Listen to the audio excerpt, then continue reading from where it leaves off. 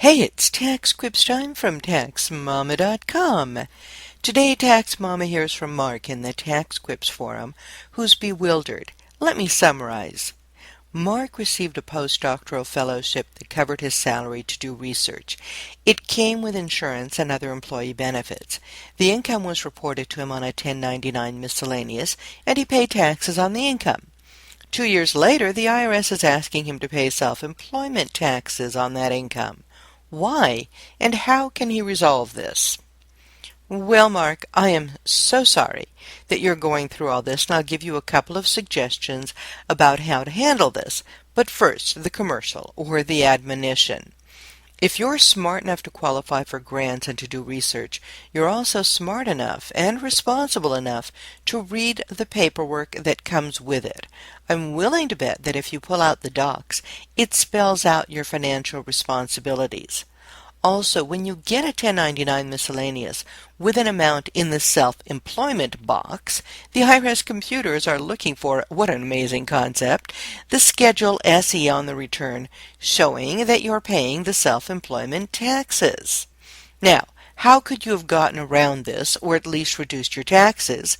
And you can do these things now and send the appropriate documents to the IRS to reduce the taxes.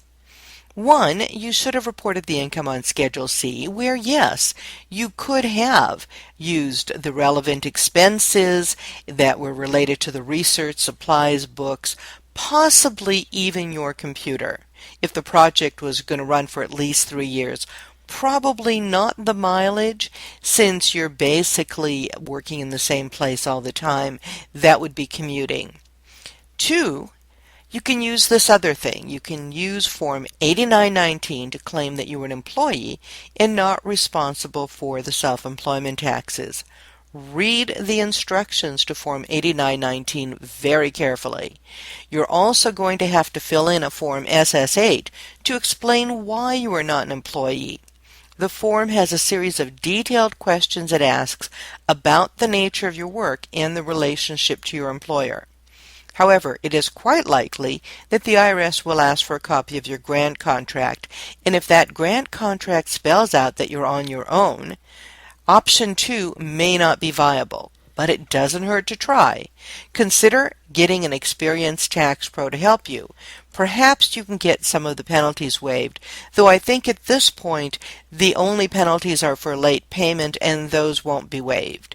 And remember, you can find all kinds of answers to questions about grants and other tax issues free. Where else? At TaxMama.com.